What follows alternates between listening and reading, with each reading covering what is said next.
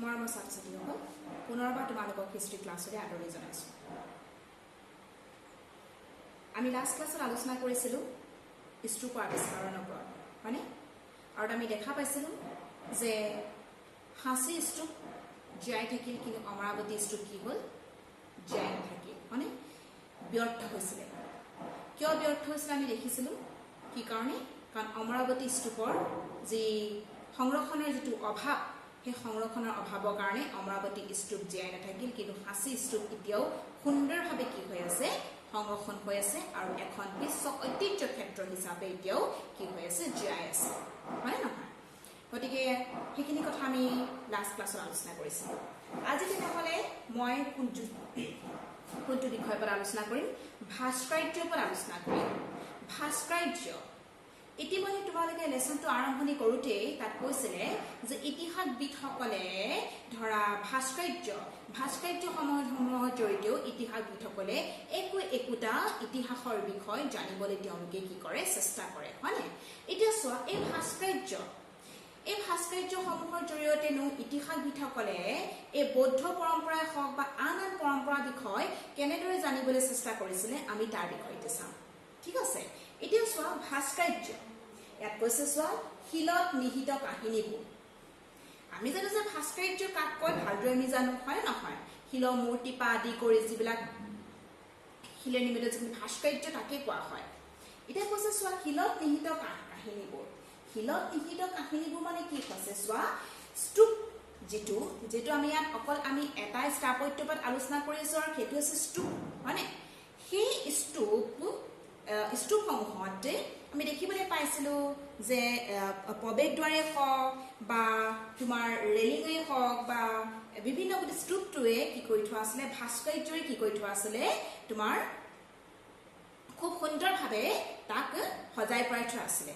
এতিয়া এই যে স্তূপসমূহত যিবিলাক ভাস্কৰ্য আছিলে, প্ৰতিটো ভাস্কৰ্যৰে কি আছিলে? একো এটা কাহিনী আছে। প্ৰতিটো ভাস্কৰ্যৰে একো এটা কাহিনী কি কৰিছে? আগবঢ়াইছে। এতিয়া চোৱা, এই কাহিনীসমূহৰ বিষয়ে এতিয়া চোৱা, সেই ভাস্কৰ্যত যে যিখিনি কাহিনী আছে, তুমি দেখিবা এতিয়াও কিছুমান মঠ মন্দিৰলৈ যদি যোৱা, আমাৰ বহুত ডাঙৰ ডাঙৰ মন্দিৰ আছে, মন্দিৰবিলাকত বিভিন্ন তুমি মূৰ্তি দেখিবা, মানে দেৱ দেৱী মূৰ্তি দেখিবা, বা বিভিন্ন তুমি বেলেগ বেলেগ কিছুমান ঢেৰ মূৰ্তি দেখিবা। তাত কিছুমান কাহিনী কি হৈ আছে? নিহিত হৈ আছে। কিন্তু তুমি সেই কাহিনীসমূহ জানিবলৈ হ'লে ভাস্কৰ্যই অকলশৰীয়াকৈ কৈ দিব নোৱাৰে। তাৰমানে তুমি সেই ভাস্কৰ্যত থকা, সেই শিলত থকা সেই কাহিনীসমূহ তুমি জানিবলৈ হ'লে তোমাক লগতে কি তুমি জানিব লাগিব? কিহৰ সহায় ল'ব লাগিব? তুমি সহায় ল'ব লাগিব কিছুমান সাহিত্য পুথিও ল'ব লাগিব। বুজি পাইছানে? কিছুমান সাহিত্য পুথিও তুমি সহায় হিচাপে ল'ব লাগিব সেই ভাস্কৰ্যত থকা কাহিনীসমূহৰ বিষয়ে জানিবৰ কাৰণে। এতিয়া চোৱা, স্তূপত থকা সেই ভাস্কৰ্যসমূহত কিনো কাহিনী আছে তাৰ বিষয়ে জানিবৰ কাৰণে ইতিহাসবিদসকলে জানে যে ভাস্কৰ্যটো চালেই ভাস্কৰ্যটোৱে হয়, ভাস্কৰ্যৰ পৰা বিভিন্ন কথা জানিব পাৰিছে, কিন্তু ভাস্কৰ্যটো অকলশৰীয়াকৈ কিন্তু সেই কাহিনীৰ অৰ্থটো বুজাই দিব নোৱাৰে। তাৰ কাৰণে তেওঁলোকে কি লৈছিলে? কিছুমান সাহিত্য পুথি লৈছিলে। যেনে ক'বলৈ যদি যাওঁ, যিখিনি সন্ত পুৰুষৰ পুথিসমূহ, যিটোক আমি হগিঅ'গ্ৰাফী বুলি কওঁ, সেই হগিঅ'গ্ৰাফীৰ নিচিনা কি কৰিছিলে? মানে পুথিবিলাক তেওঁলোকে সহায়ক হিচাপে লৈ পেলাই সেই ভাস্কৰ্যত থকা কাহিনীসমূহ জানিবলৈ বিচাৰিছিলে। ঠিক আছে? এতিয়া চোৱা, আৰু নহ'লে তেওঁলোকে কি কৰিছিলে? সেই ভাস্কৰ্যবিলাকত এনেকুৱা কিছুমান কাহিনী আছে যিবিলাক জাতকৰ কাহিনী, পঞ্চতন্ত্ৰৰ কাহিনী সোমাই আছিলে। সেইকাৰণে তেওঁলোকে জাতক পঞ্চতন্ত্ৰ সেই পুথিসমূহ তেওঁলোকে পঢ়িছিলে, আৰু পঢ়ি পেলাই তেওঁলোকে সেই শিলত থকা কাহিনীবোৰ তেওঁলোকে জানিবলৈ সক্ষম হৈছিলে। আচলতে এই জাতকত থকা কাহিনীটোৱে কি দি থোৱা আছে তাত? মানে সেই শিলত মানে সেই ভাস্কৰ্যত মানে কি কৰি থোৱা আছে? নিহিত কৰি থোৱা আছে। এতিয়া চাম, চোৱা, আৰাধনাৰ প্ৰতীক বুলি কৈছে। আৰাধনাৰ প্ৰতীক মানে কি? এনেকুৱা কিছুমান তাত চিম্বল আছিলে য'ত আৰাধনাৰ প্ৰতীক বুলি কোৱা হয়। এতিয়া মন কৰিবা, ইয়াতে তোমালোকৰ এটা পিকচাৰ এখন দি থোৱা আছে। তোমালোকে দিছে প্ৰৱেশদ্বাৰৰ যিখন স্তূপৰ যিখন উত্তৰ দিশৰ প্ৰৱেশদ্বাৰৰ তাৰ এটা ভাস্কৰ্য দি থোৱা আছে। চোৱা, এই ভাস্কৰ্যটো এইটো হৈছে তোমাৰ এটা কাহিনী। এইটো হৈছে তোমাৰ এটা জাতকৰ কাহিনী, এখন গাঁৱৰ কাহিনী দি থোৱা আছে। চোৱা, ইয়াত ইয়াত দেখিছে প্ৰথম ভাস্কৰজনে খেৰৰ ঘৰ গছ-গছনি দুয়োটা গ্ৰাম্য দৃশ্য দেখিবলৈ চেষ্টা কৰা লাগে কলা কুশলী ঐতিহাসিকসকলে সূক্ষ্ম দৃষ্টি সাৱধানে শাস্ত্ৰীয় ভাস্কৰ্য অধ্যয়ন কৰি এইটো এটা জাতকৰ দৃশ্য বুলি মত পোষণ কৰে তাৰমানে এটা জাতকৰ কাহিনী হয় এজন দানী ৰাজকুমাৰী তেওঁ সকলো সা-সম্পত্তি এজন ব্ৰাহ্মণক দান দি পত্নী সন্তানসকলৰ সৈতে অৰণ্যত বসবাস কৰিবলৈ গৈছিল সেই কাহিনীটোকে এই ভাস্কৰ্য আকাৰত কি কৰিছে তাক মানে বুজাবলৈ চেষ্টা কৰিছে মানে ভাস্কৰ্যত ৰূপ দিছে এইটো ওকে এটো মানে ইহাইটো কি আছে তো ভাস্কৰ্যত ৰূপ দিছে তাৰ পিছত দেখিবা ইয়াত স্তূপৰ কিছুমান তুমি তিনটা এনেকা কি দেখিছে এনেকা ভাস্কৰ্য আছে আৰু প্ৰথমটো তুমি দেখিবা যে এজোপা খালি এজোপা গছ দি থোৱা আছে দেখিছা হেতু সময়ত চোৱা ইয়াত কৈছে যে মন কৰিবা প্ৰথম অৱস্থাত কিন্তু বুদ্ধক মানে মানৱ ৰূপত কোনেও পূজা কৰা নাছিলে বুদ্ধদেৱৰ লগত জড়িত প্ৰতীকসমূহকে পূজা কৰিছিলে বহুত পিছতে এতিয়া যে আমি বুদ্ধদেৱক এটা কি থাকে প্ৰতিমূৰ্তি এটা আছে না বুদ্ধদেৱৰ মূৰ্তি থাকে বুদ্ধদেৱৰ মূৰ্তি আকাৰ পা বুদ্ধদেৱক মানৱ ৰূপত কোনো পূজা কৰা নাছিলে প্ৰথম অৱস্থাত বুদ্ধদেৱৰ লগত জড়িত কিছুমান প্ৰতীক তেওঁলোকে লৈ পেলাই মানুহে লৈ পেলাই কি কৰিছিলে এনে পূজা কৰিছিলে বা বৌদ্ধ ধৰ্মটো তেনেকুৱাই আছিলে প্ৰথম অৱস্থাত সেইকাৰণে দেখিছে এই তিনিটা আৰাধনাৰ প্ৰতীক হয় প্ৰথমটো যদি তোমালোকে পিকচাৰখন চাই যাবা প্ৰথমখন যিখন পিকচাৰ এখন বৌদ্ধ বৃক্ষৰ বুলি কৈছে অৰ্থাৎ এই প্ৰথমখন পিকচাৰ কি হৈছে য'ত বুদ্ধদেৱে কি কৰিছিলে য'ত তেওঁলোকে য'ত জ্ঞান লাভ কৰিছিলে চোৱা তাত কিন্তু সেই যিডোখৰ খালী এডোখৰ ঠাই দেখি থোৱা আছে গছজোপাৰ তলত এটা খালী জেগা আছে সেই খালী জেগাত বুদ্ধদেৱক কিন্তু আঁকিব পাৰিলে বুদ্ধদেৱৰ এটা মূৰ্তি তাত বনাব পাৰিলে কিন্তু নাই বনোৱা কাৰণ কেলে প্ৰথম অৱস্থাত কিন্তু বুদ্ধদেৱক মানে মানৱ ৰূপত পূজা কৰা নাছিলে বা মূৰ্তিত পূজা কৰা নাছিলে সেইকাৰণে তাত সেই জেগাডোখৰ খালী কৰি ৰখা আছে তাৰমানে তুমি ভাবি ল'ব লাগিব যে বুদ্ধ আছে বুলি গতিকে এই গছজোপা এইটো এটা প্ৰতীক হয় এই প্ৰতীকটো কি আৰাধনাৰ প্ৰতীক বুলি কৈছে তাৰমানে ইয়াত বুদ্ধদেৱে কি কৰিছিলে তেওঁ জ্ঞান লাভ কৰিছিলে সেকেন্ডটো দেখিবা এইটো যে স্তূপ দেখিছানে স্তূপ হয় এইটো পৰিনিৰ্বাণ হয় অৰ্থাৎ এই বস্তুতে কি বুজায় বুদ্ধদেৱে যে পৰিনিৰ্বাণ লাভ কৰিলে নিৰ্বাণ লাভ কৰিছিলে তেওঁ মৃত্যু লগত জড়িত এইটো আৰু ৩ নম্বৰ দেখিবা হে হৈছে তোমাৰ চক্ৰ দি থোৱা আছে যি চক্ৰটোৱে কি বুজা আছে যে বুদ্ধদেৱে প্ৰথমবাৰ ক'ত দিছে তেওঁ হাৰনাথত কি দিয়া আছিলে বুদ্ধৰ বাণী দিছিলে মানে যেটা আমাৰ অশোক চক্ৰটো যেটো চক্ৰটো থাকে হেতুৱে হাৰনাথত প্ৰথম বাণী দিছিলে এই তিনটা হৈছে আৰাধনাৰ প্ৰতীক বুলি কৈছে এইটা আছে বৌদ্ধ পৰম্পৰাৰ লগত জড়িত এতিয়া চোৱা জনপ্ৰিয় পৰম্পৰা বুলি কৈছে যেতিয়া তোমাৰ ভাস্কৰ্যবিদসকলে প্ৰতিটো ভাস্কৰ্য খুব সূক্ষ্মভাৱে যেতিয়া তেওঁলোকে চাইছিলে তেতিয়া তেওঁলোকে এইখিনাৰ ওপৰত এইটা স্তূপৰ ওপৰতেও আন কিছুমান তেওঁলোকে মানে ভাস্কৰ্য তেওঁলোকে দেখিছিলে আৰু ভাস্কৰ্যবোৰ দেখি পেলাই তেওঁলোকে দেখিছিলে যে এই ভাস্কৰ্যসমূহৰ বিষয়ে যেতিয়া জানিবলৈ চেষ্টা কৰিছে তেওঁলোকে বৌদ্ধ পুথিসমূহ খুব তেওঁলোকে চাইছিলে আৰু বৌদ্ধ পুথিসমূহ তেওঁলোকে চাবলৈ যাওঁতে তেতিয়া সেই ভাস্কৰ্যসমূহৰ বিষয়ে তেওঁলোকে গম পোৱা নাছিলে তেতিয়া তেওঁলোকে দেখিছিলে যে আন কিছুমান তেওঁলোকে সাহিত্য পুথি তেওঁলোকে ল'ব লগা হৈছিলে সহায়ক হিচাপে সেই ভাস্কৰ্যসমূহৰ বিষয়ে জানিবৰ কাৰণে তেনেকুৱা কিছুমান ভাস্কৰ্য জানিছিলে আছিলে ইয়াত কেইবাটা তোমালোকক পিকচাৰ এখন দি থোৱা আছে প্ৰৱেশদ্বাৰ এখনৰ একদম তোমাৰ প্ৰথম তোমালোকে যদি মন কৰা ইয়াত পেজ নাম্বাৰ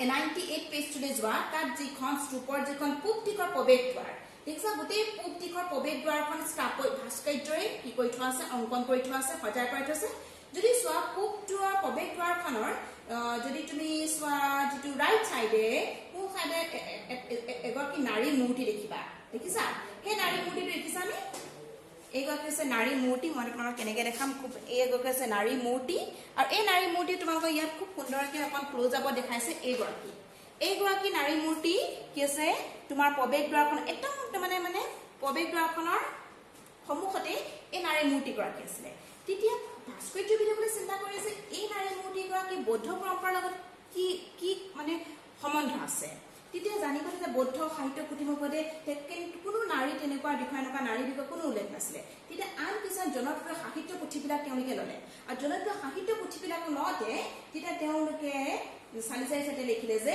সংস্কৃত পুথি শালভঞ্জিকা বুলি ঠাৱৰ কৰিলে যে এইগৰাকী নাৰী কি শালভঞ্জিকা মানে কি জনপ্ৰিয় বিশ্বাস মতে এইগৰাকী নাৰীৰ স্পৰ্শত কি হয় গছ গছনি জাতিষ্কাৰ হৈ উঠে সেইবাবে এই নাৰীগৰাকীক মূৰ্তি মংগলসূচক প্ৰতীক বুলি ধৰি লৈ বৌদ্ধ স্তূপত অলংকৃত কৰা হৈছিল যেন অনুমান কৰিছে তাৰমানে এই শালক ভঞ্জিকা বুলি বেলেগ বেলেগ জনপ্ৰিয় সাহিত্য পুথি সংস্কৃত সাহিত্য পুথিসমূহত এগৰাকী তেওঁলোকে শালক ভঞ্জিকা বিষয়ে তেওঁলোকে গম পালে যে এগৰাকী নাৰী আছে যি তেওঁ কি কয় তেওঁ যদি চুই দিয়ে গছ গছনি জাতিষ্কাৰ হৈ যায় আৰু সম্ভৱ এইটোতে মংগল সূচকৰ কাৰণে একেবাৰে প্ৰৱেশ দ্বাৰখনতে ৰাখিছে বুলি তেওঁলোকে অনুমান কৰিলে তাৰপিছত আন কিছুমান মূৰ্তি তেওঁলোকে দেখিছিলে কিছুমান জীৱ জন্তু মূৰ্তি দেখিবলৈ পাইছিলে যেনেকৈ কৈছে হাতী এটা মূৰ্তি দেখিছিলে এই হাতী মূৰ্তিটো তেওঁলোকে অনুমান কৰিলে যে কি কৈছে যে ইয়াৰে কোনো কোনো ক্ষেত্ৰত জীৱ জন্তুৰ মনুষ্য গুণৰ বৈশিষ্ট প্ৰতীক বুলি হিচাপে ব্যৱহৃত হয় সেইকাৰণে ইয়াতে হাতীৰ যিটো প্ৰতিমূৰ্তি দেখিলে সেইটো কি বুলি কৈছে শক্তি প্ৰজ্ঞাৰ প্ৰতীক হিচাপে সাংস্কৃতিক ভাস্কৰ্য সংযোজিত হৈছে বুলি কৈছে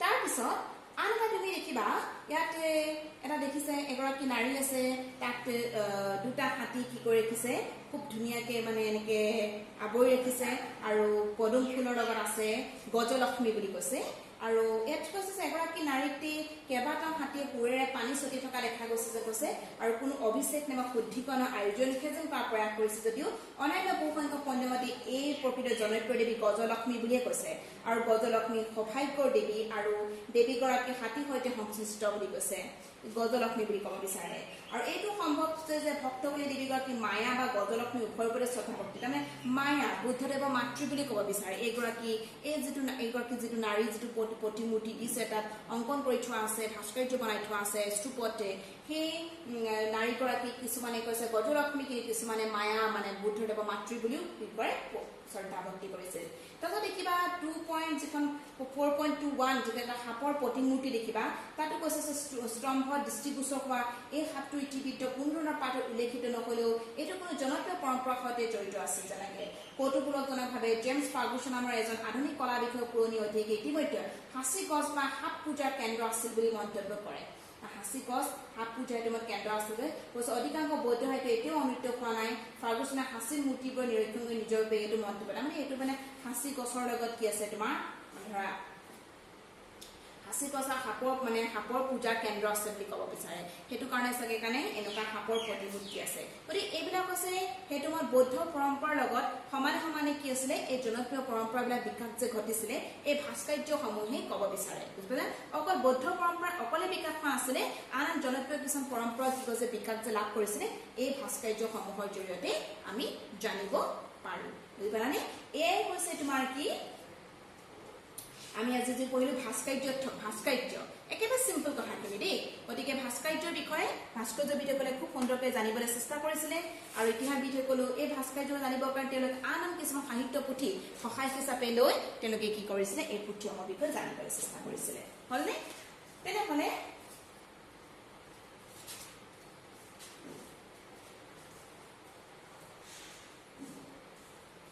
নেক্সট পঢ়াম নৱধৰ্মীয় পৰম্পৰা ইয়াত মহাযান বৌদ্ধ ধৰ্মৰ অগ্ৰগতি তোমালোকে ভালকৈ জানা যে বৌদ্ধ ধৰ্মৰ দুটা ভাগ আছে এটা হৈছে হিনযান আৰু এটা হৈছে মহাযান এটা এই মহাযান এটা নতুন ধৰ্ম পৰম্পৰা সৃষ্টি হৈছিলে বৌদ্ধ পৰম্পৰাত সেইটো হৈছে কোনটো নৈব্য ধৰ্মীয় পৰম্পৰা সৃষ্টি হৈছিল মহাযান বুলি কয় সেইটো হৈছে কি কৈছোৱা খ্ৰীষ্টীয় প্ৰথম শতাব্দীলৈকে বৌদ্ধ ধৰ্মৰ ধাৰণা ক্ৰিয়াকলাপ ভালেমান পৰিৱৰ্তন ঘটা প্ৰমাণ পোৱা যায় পুৰণি বৌদ্ধ ধৰ্মই নিজৰ চেষ্টাই নিৰ্বাণ লাভ কৰাত যথেষ্ট গুৰুত্ব দিছিল পুৰণি বৌদ্ধ ধৰ্মৰ মতে নিজৰ চেষ্টাই তুমি কি কৰিব লাগিব তুমি নিৰ্বাণ লাভ কৰিব লাগিব কিন্তু বুদ্ধক এজন ব্যক্তি হিচাপে ধৰি তেওঁ চক্ৰ প্ৰচেষ্টাত জ্ঞান নিৰ্বাণ লাভ হৈছিলে বিশ্বাস কৰা হয় সেইটো মত বুদ্ধদেৱক পুৰণি বিশ্বাস মতে বৌদ্ধ পৰম্পৰাতে পুৰণি বিশ্বাস মতে কি কৰা হয় বুদ্ধদেৱক এজন সাধাৰণ মানৱ হিচাপে ভাবি লোৱা আছিলে আৰু বুদ্ধদেৱে নিজৰ প্ৰচেষ্টাৰে জ্ঞান লাভ কৰিছিলে বা তেওঁ নিৰ্বাণ লাভ কৰিছিলে বুলি বিশ্বাস কৰিছিলে কিন্তু সময় যোৱাৰ লগে লগে বৌদ্ধ ধৰ্মত ত্ৰাণকৰ্তা ধাৰণা বৌদ্ধি হ'ল ত্ৰাণকৰ্তা তাৰমানে লাহে লাহে বৌদ্ধদেৱৰ যে এটা অলৌকিক শক্তি আছে বা বৌদ্ধ ধৰ্মত ত্ৰাণকৰ্তা ধাৰণা উদ্ভৱ ঘটিল ত্ৰাণকৰ্তা মানে কি এনেকুৱা বুদ্ধদেৱক ভগৱানৰ ওপৰত মানে ভগৱানৰ ঠাইত ৰাখিলে বুজিছেনে তেওঁ আমি ত্ৰাণকৰ্তা বুলি কাক কওঁ ভগৱানক কওঁ হয়নে নহয় গতিকে এটা সময়ত বুদ্ধদেৱৰ লগত জড়িত যিখিনি প্ৰতীক সেইখিনিহে মানে পূজা কৰিছিলে বুদ্ধদেৱক সাধাৰণ মানুহৰ নিচিনাকে সকলোৱে ভাবিছিলে আৰু তেওঁ নিজৰ প্ৰচেষ্টাৰে জ্ঞান লাভ কৰিছে নিৰ্বাণ লাভ কৰিছিলে কিন্তু লাহে লাহে বুদ্ধদেৱৰ যে এক শক্তি আছে এক ঐশ্বৰিক শক্তি আছে সেইটো লাহে লাহে মানে বিশ্বাস কৰিব ল'লে আৰু বুদ্ধদেৱক এজন ত্ৰাণকৰ্তাৰ ভাবিব ধৰিলে এইদৰে একমাত্ৰ তাৰ মুক্তিত এটা বৌদ্ধ মূল বিশ্বাস গা কৰি উঠিল। অতিশয় দয়ালু বুলি পৰিচিত বুদ্ধিসত্ত্বসকলে নিজ পাছত বহুত সদ্গুণ অধিকাৰী হৈছে। পুঞ্জীভূত সদ্গুণৰ দ্বাৰা নিৰ্বাণ লাভ কৰি পৃথিৱীৰ ইজতকে তেওঁলোকে আনক সহায় কৰাটো ব্যয় কৰা উচিত বোধ কৰিছে। সময়ত বুদ্ধি আৰু বুদ্ধিসত্ত্ব মূৰ্তি পূজা নৈব্য ধৰ্ম আৱশ্যক পৰম্পৰা বুদ্ধিসত্ত্ব লাহে কি হ'ল তোমাৰ সময়ৰ কি হ'ল বুদ্ধ আৰু বুদ্ধিসত্ত্ব মানে বুদ্ধক পূজা কৰা, বুদ্ধদেৱক পূজা কৰা, বুদ্ধদেৱৰ প্ৰতিমূৰ্তি বনাই বুদ্ধদেৱক পূজা কৰা আৰু বুদ্ধদেৱক এজন ভগৱান ৰূপত এজন ত্ৰাণকৰ্তাৰ ৰূপতে তেওঁলোকে কি হ'ল বিশ্বাস কৰা এই পৰম্পৰাটো গা কৰি গ'ল বৌদ্ধ ধৰ্মতে। আৰু তেতিয়াই তোমাৰ এই চিন্তাধাৰাটোৱে আমাক কি নাম দিলে মহাযান নামেৰে তেওঁলোকে কি কৰিলে নিজকে অভিহিত কৰিলে। আৰু যিসকলে নৈব্য বৌদ্ধ ধৰ্ম গ্ৰহণ কৰিলে তেওঁলোকে পুৰণি যিটো পৰম্পৰা কি বুলি কয় হীনযান বুলি কয়। এতিয়া বুজি পালানে? মহাযান আৰু হীনযানৰ মাজত পাৰ্থক্য কিছুমান আছে। পাৰ্থক্য হৈছে কি চোৱা, হীনযান হৈছে বৌদ্ধ ধৰ্মৰ প্ৰাচীন পৰম্পৰাকে কি বুলি কোৱা হয় হীনযান বুলি কোৱা হয়, আৰু বৌদ্ধ ধৰ্মৰ যিটো নৈব্য পৰম্পৰা কি বুলি কোৱা হয় মহাযান বুলি কোৱা হয়। হীনযানসকলত হীনযান পৰম্পৰাত বুদ্ধদেৱক কোনোদিন বুদ্ধদেৱক এজন সাধাৰণ মানৱ হিচাপে গণ্য কৰা হৈছিল। তেওঁ নিজৰ প্ৰচেষ্টাত জ্ঞান আৰু নিৰ্বাণ লাভ কৰিছিল বুলি বিশ্বাস কৰি আহিছিলে। কিন্তু মহাযান পৰম্পৰাত বুদ্ধদেৱক এজন ত্ৰাণকৰ্তা ৰূপে অভিহিত কৰা হৈছিল। হীনযানত বুদ্ধদেৱক কোনো মূৰ্তি পূজা কৰা নাছিল বৌদ্ধ ধৰ্মত, কিন্তু মহাযান পৰম্পৰাতে বৌদ্ধ ধৰ্মতে কোনটো পৰম্পৰা গা কৰি উঠিল বুদ্ধক মূৰ্তি আকাৰত পূজা কৰা গা কৰি উঠিল। এয়া হৈছে কি পাৰ্থক্য হীনযান আৰু মহাযান। মন কৰিবা হীনযান হৈছে কি যিটো প্ৰাচীন বৌদ্ধ পৰম্পৰা, হীনযান প্ৰাচীন যিটো বৌদ্ধ পৰম্পৰা সেয়া হীনযান, আৰু মহাযান হৈছে নৈব্য বৌদ্ধ পৰম্পৰা, নতুন নৈব্য বৌদ্ধ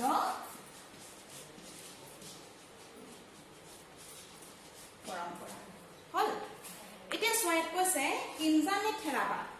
ইয়াত এটা মন কিবা হীনযানে থেৰাবাদ লিখা আছে। মহাযান সমৰ্থকসকলে আন বৌদ্ধসকলক হীনযান বোলে। হীনযান মানে এই নামটো কাক দিছে প্ৰাচীন বৌদ্ধ পৰম্পৰাৰ যিখিনি বিশ্বাস কৰে তেওঁলোকক আচলতে মহাযানসকলে হীনযান বুলি কয়। কিন্তু তেওঁলোকে কিন্তু নিজকে কি বুলি কয় থেৰাবাদী বুলিহে কয়। কিন্তু চব পুৰণি পন্থীসকলে নিজকে থেৰাবাদী বুলিয়ে কৈছিল।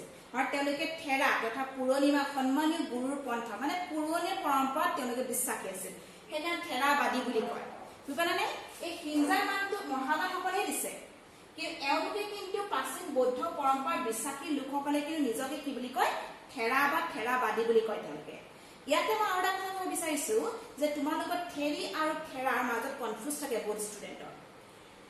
কাৰণ আমি এইটো চেপ্টাৰত থেৰি এটা শব্দ পাইছিলো। থেৰি কাক কয় মুক্তিপ্ৰাপ্ত সন্মানিত মহিলা বুলি কয়।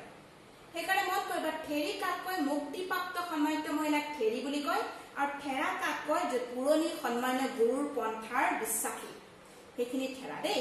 গতিকে হীনযান বা থেৰাবাদী একেখিনিয়ে লোক। হীনযান থেৰাবাদী বেলেগ বেলেগ কোনো নহয়। হীনযান বা থেৰাবাদী লোক হ'ল তেওঁলোক একেখিনিয়ে লোক হয়। প্ৰাচীন ধৰ্মীয় পৰম্পৰা বিশ্বাস কৰা লোকসকলকে থেৰাবাদী বুলি কোৱা হয়। তেওঁলোকে নিজকে থেৰাবাদী বুলি কয়, কিন্তু মহাযানসকলে তেওঁলোকক কি বুলি কয় হীনযান বুলি কয়। কিন্তু তুমি চোৱা এনে বৌদ্ধ ধৰ্ম পৰম্পৰাতে বৌদ্ধ ধৰ্মত মহাযান হীনযান এই দুটা ভাগে আছে। হলনে? তেনেহ'লে চোৱা আজি খুব গুৰুত্বপূৰ্ণ আমি দুটা বিষয়ত আলোচনা কৰোঁ। এটা হৈছে যে স্তূপত থকা ভাস্কৰ্যসমূহে কি কি কাহিনী তাত নিহিত হৈ আছিলে, আৰু আজি পঢ়িলো যে এই মহাযান আৰু হীনযানৰ বিষয়ে। ঠিক আছে? আৰু চেপ্টাৰটোৰ কিবা একেবাৰে লাষ্টৰ এটা পইণ্ট আছে, এইটো মন্দিৰ নিৰ্মাণ, আৰু সেই পইণ্টটোৰ পিছতে আমাৰ এই চেপ্টাৰটো শেষ হ'ব। ঠিক আছে? গতিকে চোৱা ইয়াত যদি কিবা বুজি নোপোৱা থাকে আজিৰ বিষয়টোৰ ওপৰত তেনেহ'লে তোমালোকে মোক জনাবা। তেনেহ'লে মই নেক্সট পইণ্টটো আলোচনা কৰিম মন্দিৰ নিৰ্মাণৰ ওপৰত। সেইটো এটা বহুত গুৰুত্বপূৰ্ণ এটা মানে বিষয় হৈ ইয়াত প্ৰশ্নও আহে, আৰু সেইটো মই আলোচনা কৰিম তোমালোকক নেক্সট ক্লাছত। তেনেহ'লে আজিলৈ ইয়াতে সামৰিছোঁ।